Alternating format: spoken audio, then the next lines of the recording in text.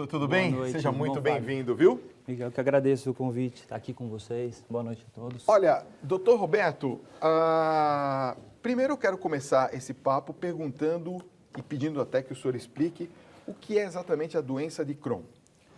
A doença de Crohn, ela é uma doença considerada uma doença inflamatória intestinal. Como o próprio nome diz, ela causa uma inflamação que pode acometer não só o intestino, ela pode acometer, inflamar da boca até o ânus.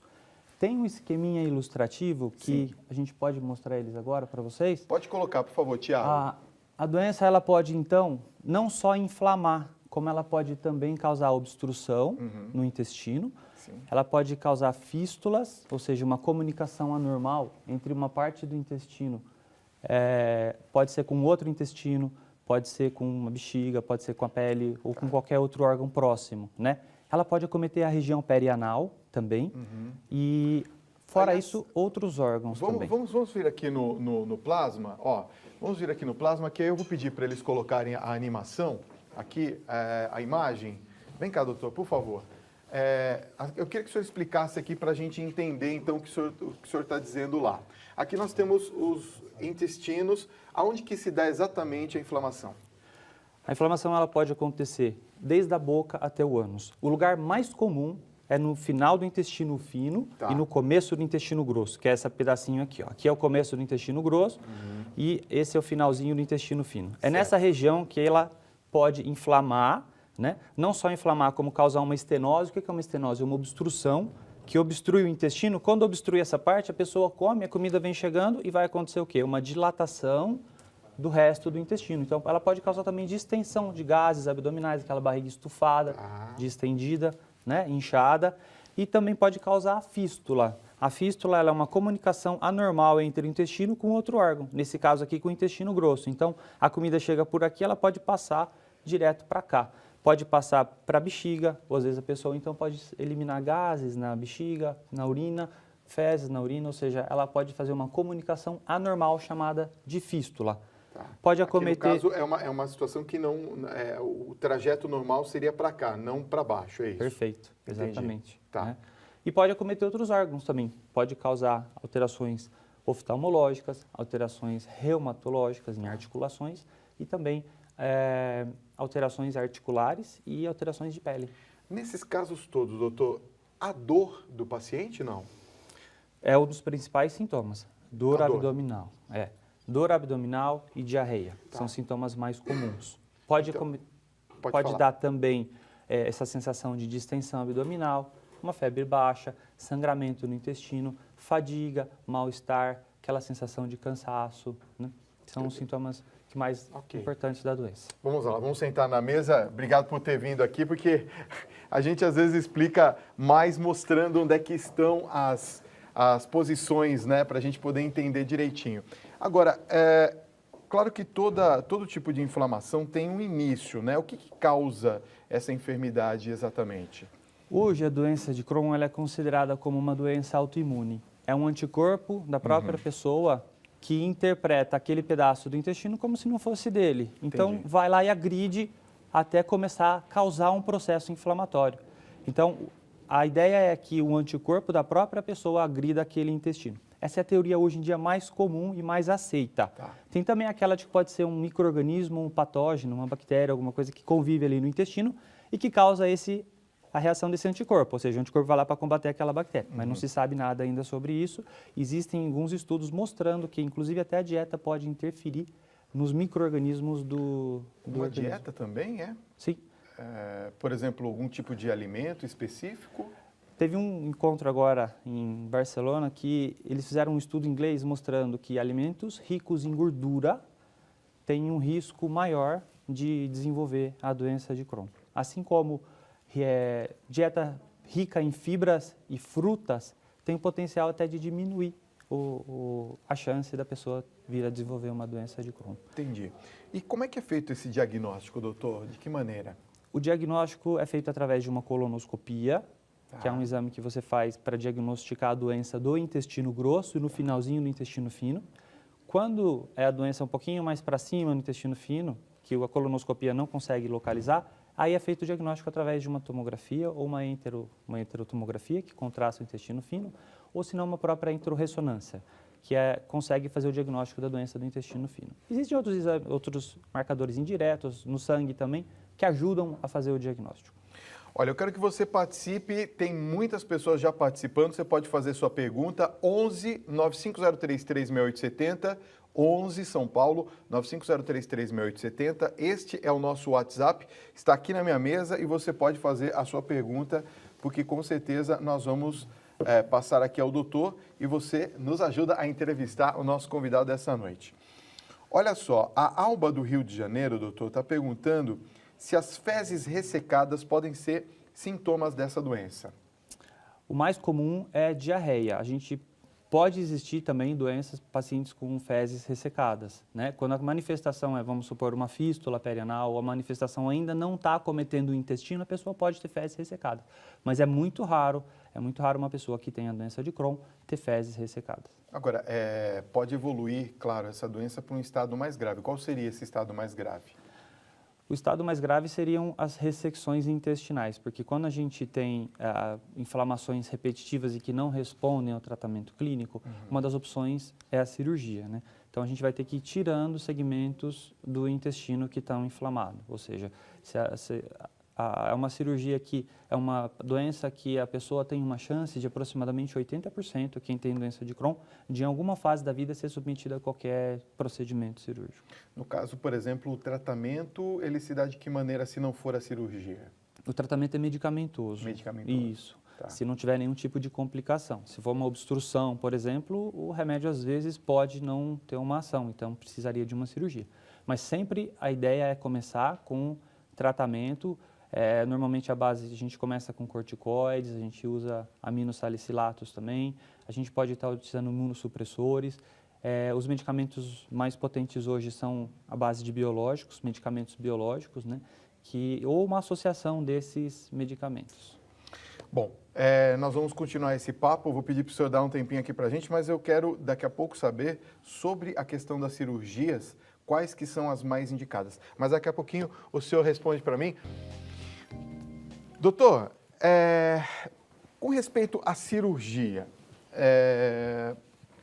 qual que é o tipo de cirurgia que é utilizada e após o procedimento que é cirúrgico que é realizado, qual que é o tempo de recuperação para que o paciente possa ter uma vida normalizada, vamos dizer assim?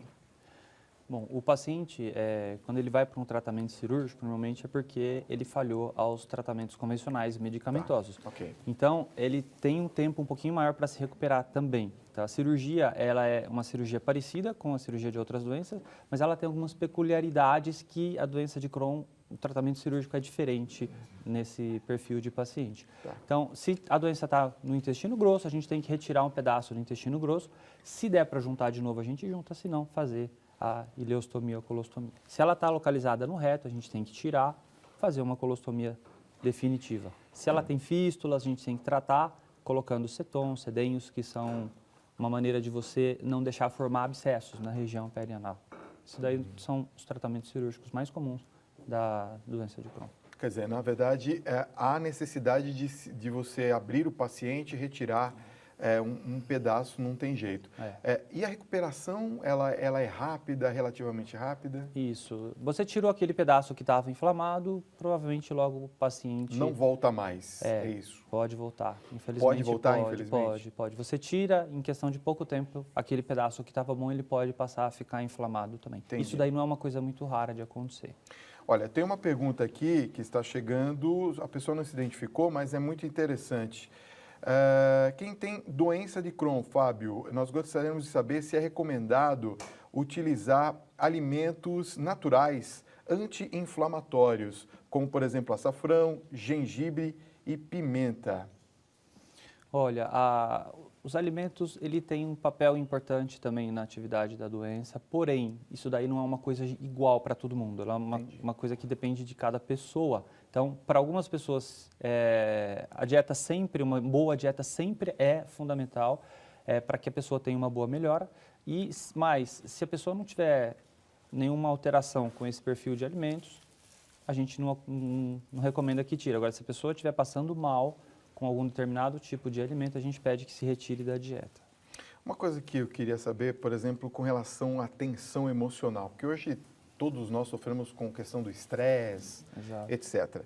A tensão emocional e o estresse podem desencadear esse tipo de doença, doutor? Desencadear, a gente ainda não pode dizer isso, mas a partir do momento que a pessoa tem a doença e ela está numa fase de remissão, ou seja, ela está fazendo o tratamento e ele está respondendo aos remédios, o que causa a doença voltar a entrar em atividade, normalmente pode ser o estresse. Isso daí é uma coisa associada, muito comum. Agora, a doença de Crohn é hereditária ou não?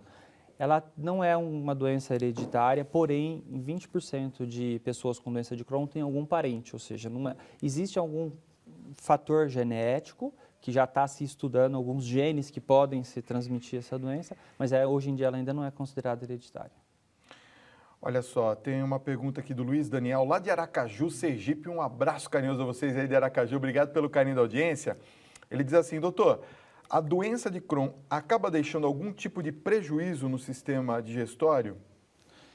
O que pode acontecer se ele estiver inflamado é por diminuir a absorção. Então, isso daí pode sim fazer com que a pessoa emagreça, tenha déficits de algumas vitaminas, de proteína, pela deficiência absortiva de alguns minerais, alguns alimentos e proteínas principalmente, porque ela é uma doença que acomete a área que absorve a nossa comida, que é o intestino fino. Ou seja, é exatamente o trecho que é necessário para o organismo absorver essas vitaminas, não é isso? Exatamente. Eu não sei se existe, mas existe alguma maneira de prevenir essa doença para quem tem tendência principalmente a tê-la?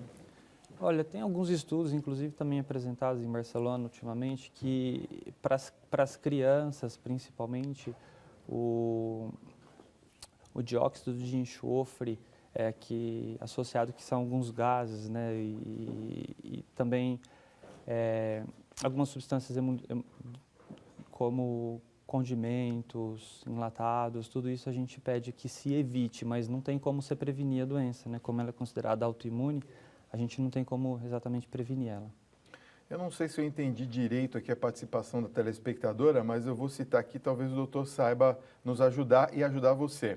É a Alice aqui de São Paulo, ela diz que é portadora há 27 anos dessa doença, ela tem 2 cirurgias e tem atropatia articular degenerativa. É isso mesmo? Isso. Qual que é uma seria... manifestação extraintestinal da doença, como a gente disse, né? Quer dizer, é uma extensão... É uma extensão da doença. Ela pode acometer outros órgãos também, e um deles são as articulações.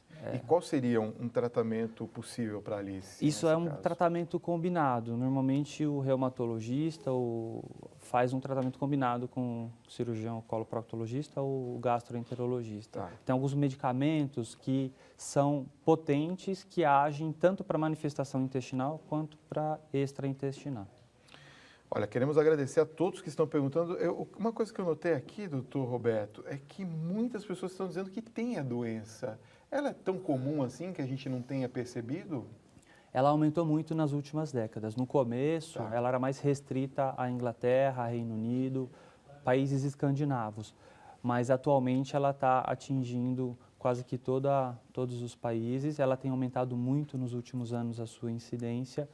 Tinha um estudo em 2010 no Brasil que ela praticamente aumentou de 5 para cada 100 mil para 50 para cada 100 mil. Poxa vida! Mas o que acontece é que como ela é uma doença que demora para fazer um diagnóstico, pode demorar às vezes até 3 anos para você fazer um diagnóstico de doença de Crohn. Uma média de mais ou menos 1 ano do início dos sintomas até fazer um diagnóstico. Tá. E ela não é uma doença de notificação compulsória, ou seja, então ela não é notificada. Então os dados do Brasil são subestimados. Tá. Tem muito mais pacientes com doença de Crohn do que acredita-se. Quer dizer, não se tem a identificação daqueles possíveis pacientes que não procuraram a rede pública, ou enfim. Eles têm a doença, estão fazendo o tratamento, mas ninguém sabe, né? Não foi notificado que eles têm essa doença. Dr. Roberto Luiz Kaiser Júnior, médico proctologista especialista em cirurgia digestiva, muito obrigado pela sua presença nessa noite e pelos seus esclarecimentos. Obrigado, eu que agradeço a oportunidade de estar aqui com você. Obrigado por ter vindo, viu? Obrigado, boa noite.